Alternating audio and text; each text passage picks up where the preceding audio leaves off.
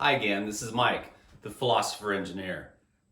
Welcome to another episode of Mike's Saturday Rant. Today is Saturday, August 15th, 2020. What a wild year.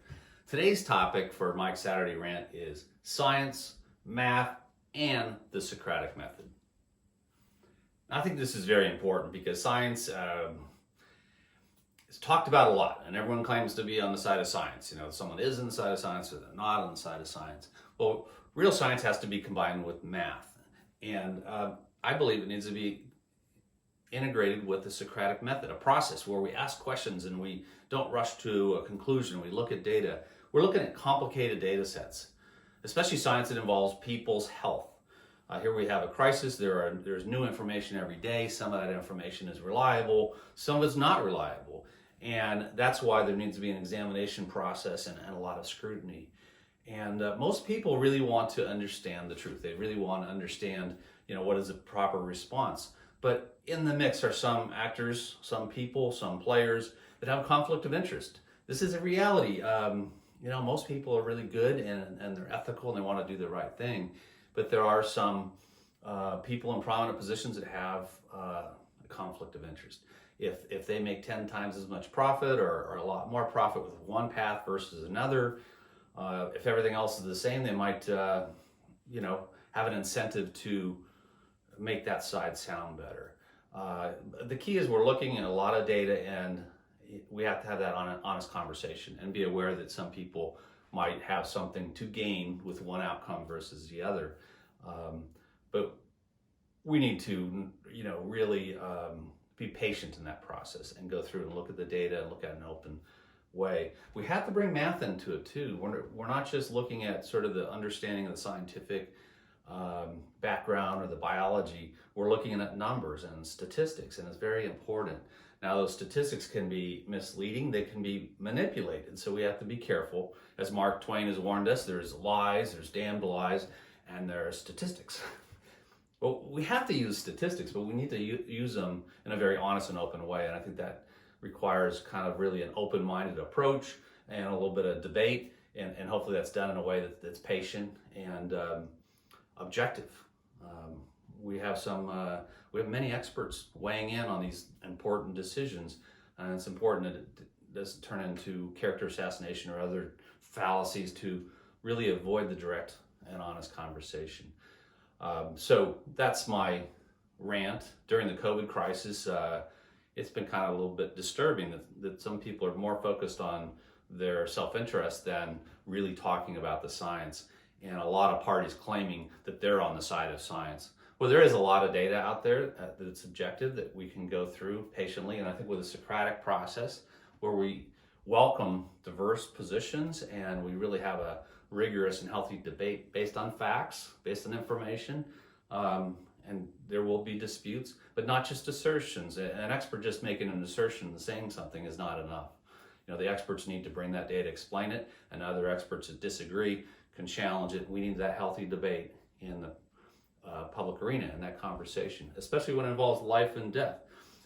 If we're talking about this pandemic and the COVID-19 and people are dying, I think we have 160,000 deaths attributed to COVID, and the reliability of that data, has some questions too. I think we should question everything. That's the whole idea of the Socratic method. But really, our focus should be from an ethical basis, and just kind of do a thought experiment and imagine that you're a doctor and you have 100 patients and some of them come down with that sickness, and your real concern is care for them. Well, you definitely want to be open to the best opportunities, and there's a range of treatments and maybe other solutions, therapeutics, and all the above. We have to look at this issue and imagine sort of that dedication to your patients and their best health, because a lot of people are going through that process. And there are some people like Dr. Harvey Risch, I'm not sure if I'm pronouncing his name right, from Yale. He's an esteemed and world-renowned scientist. And he's come out and shared kind of a thoughtful position and some recommendations. And he really has nothing to gain from that. So he's taking a risk on several levels. He has no gain financially from his position, and because he's gone against sort of the